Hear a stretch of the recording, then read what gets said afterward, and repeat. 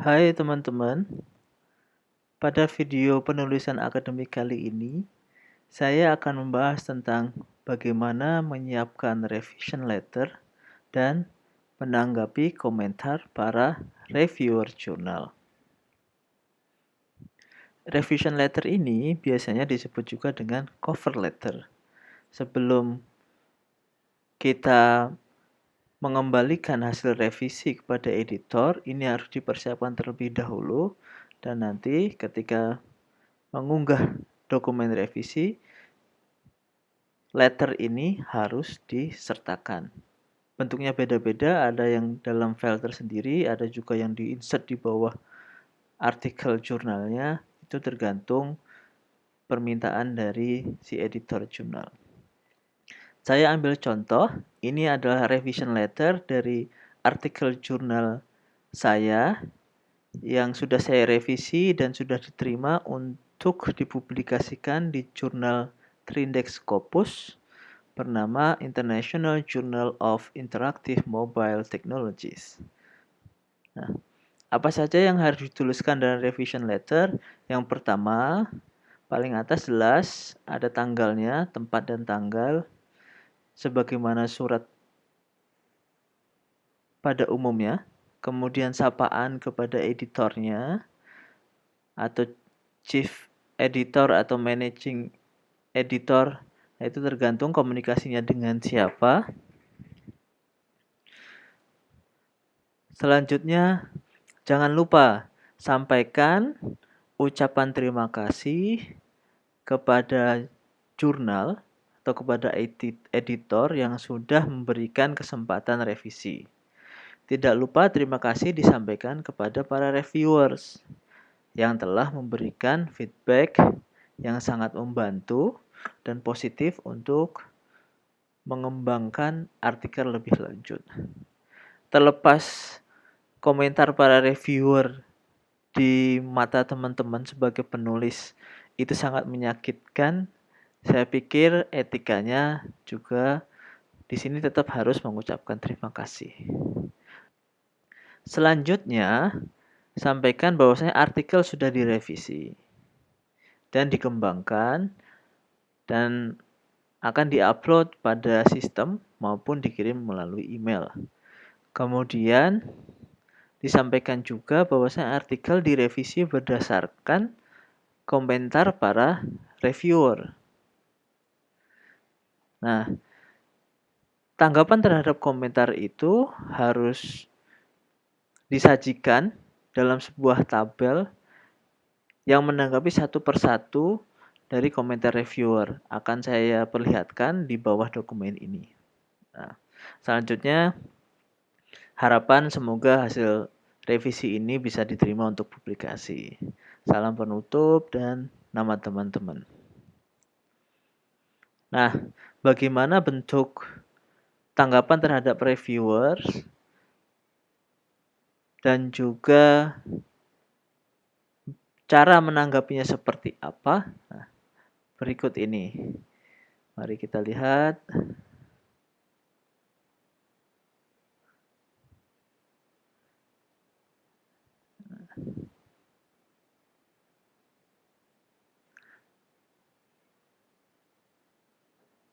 Pada halaman kedua cover letter atau revision letter itu mulai ada tabelnya.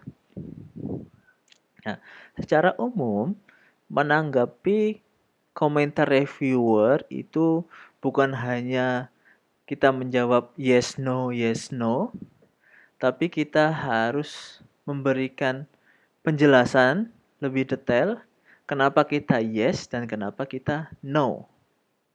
Nah, gampangannya rule-nya seperti itu. Nah, di bagian sebelah kiri ini adalah komentar para reviewernya. Nah, tidak perlu dijelaskan komentarnya apa, tinggal di-refer aja di dokumen itu. Reviewer memberikan komentar pada nomor berapa. Jadi di sini cukup komen 1 dan seterusnya. Nah, kemudian di sebelah kanan, kolom kedua sebelah kanan, itu tanggapan teman-teman. Sebagai contoh, misalkan komen 1 itu reviewer minta saya konsisten menggunakan style bahasa Inggris UK ataupun USA atau British atau American. Nah, kemudian di sini responnya bukan yes ataupun no, bukan sekedar begitu, saya jelaskan bahwasanya saya menggunakan UK style dan sudah saya aplikasikan secara konsisten di seluruh artikel. Begitu juga komentar yang kedua ada minor error terhadap grammar saya. Kemudian responnya jangan cuman dibilang revise atau sudah direvisi, tapi juga tunjukkan. Nah, ini saya bilang revise tuh titik-titik. Nah, ini adalah kata-katanya. Jadi udah saya revisi menjadi seperti ini. Tuh. Komen ketiga sama saja. Nah, begitu juga kalau teman-teman tidak setuju, itu juga harus disampaikan dengan polite, dengan sopan, dan juga harus logis.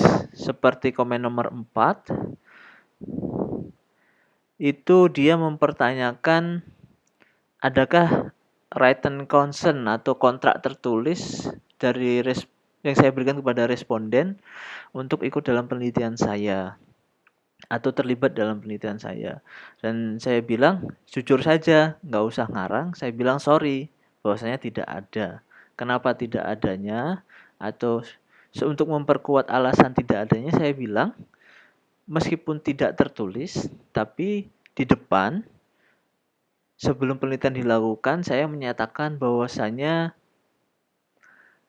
keterlibatan para responden pada kasus saya ini adalah mahasiswa saya. Jadi keterlibatan mereka dalam penelitian itu tidak akan mempengaruhi nilai kuliah dan juga data yang terkumpul digunakan hanya untuk keperluan penelitian. Tuh. Lebih lanjut yang menarik, ini hanya sekedar klarifikasi. Yang menarik ketika memang teman-teman tidak setuju atau ada konflik antara reviewer pertama dengan reviewer kedua. Katakanlah reviewer pertama itu ngajaknya ke sebelah kanan, reviewer kedua ngajak sebelah kiri. Nah, teman-teman milih yang mana? Paling gampang tinggal pilih salah satu kemudian berikan alasannya. Atau kalau nggak mau ke kanan, nggak mau ke kiri, nggak setuju dengan reviewer pertama dan reviewer kedua, teman-teman milih jalan tengah, boleh silahkan dipilih, tapi juga harus diberi alasan yang logis. Ini pembahasan yang sangat hangat. Di salah satu mata kuliah saya di JK Yulin pernah ada diskusi seperti ini. Ketidaksetujuan dengan komentar reviewer juga saya alami yang diberikan oleh reviewer kedua. Kalau di sini tadi dia bilangnya B dan C.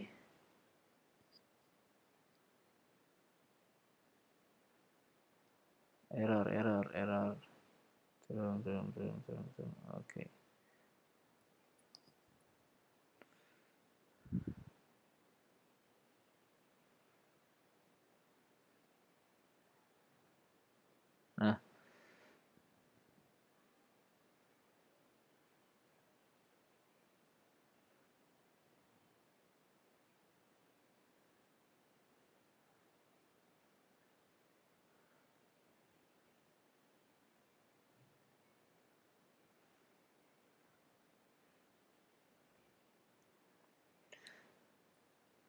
Nah, teman-teman, hal tersebut di atas adalah komentar reviewers yang sudah dirangkum oleh editor yang ada di file artikel jurnalnya.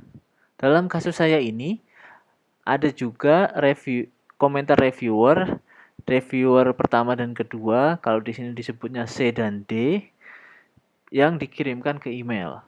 Makanya saya juga harus menanggapi itu. Nah, di sini emailnya ini email dari editor ya, bukan dari reviewer langsung.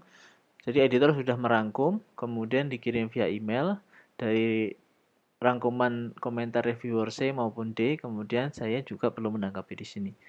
Nah, saya tinggal nanggapin karena ini dia bicara bugs atau ya error-error sedikit dalam artikel, saya bilang errornya sudah diselesaikan.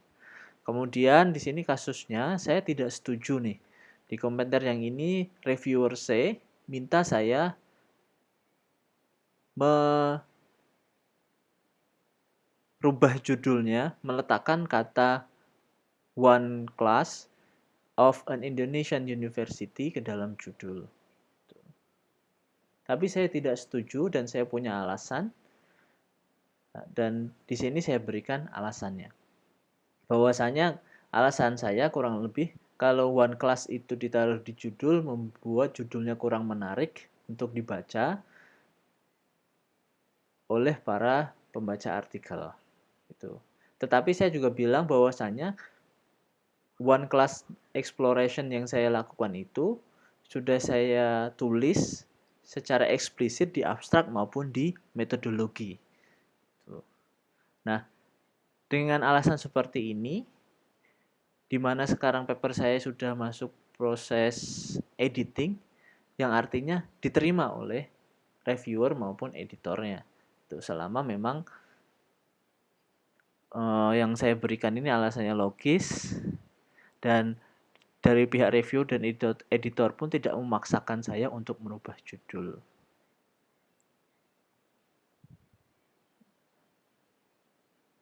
Ini tadi sama dengan yang di atas.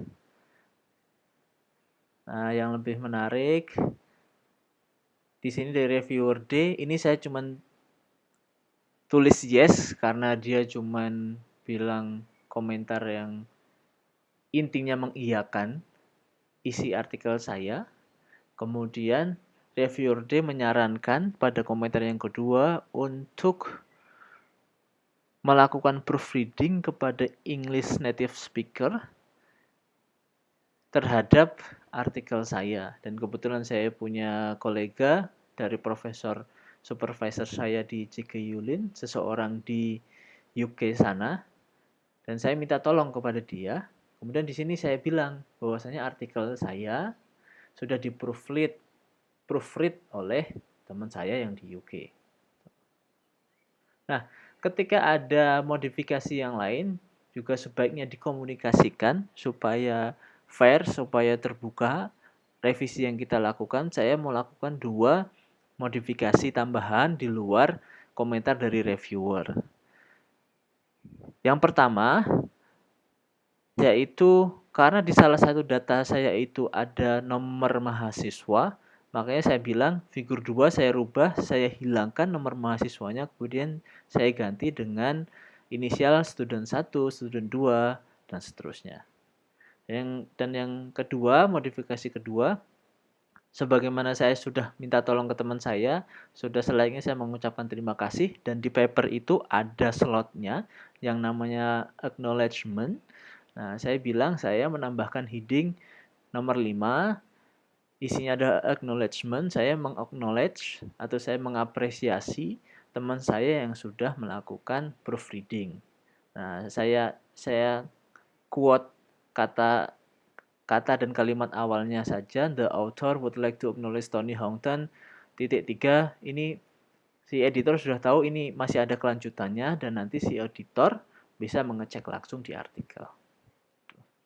Demikian, semoga video tentang bagaimana menulis revision atau cover letter dan juga menanggapi komentar para reviewers ini dapat bermanfaat untuk teman-teman ketika pada suatu saat nanti harus merevisi artikel, harus menyiapkan surat revisinya, dan juga harus menanggapi satu persatu komentar para reviewers.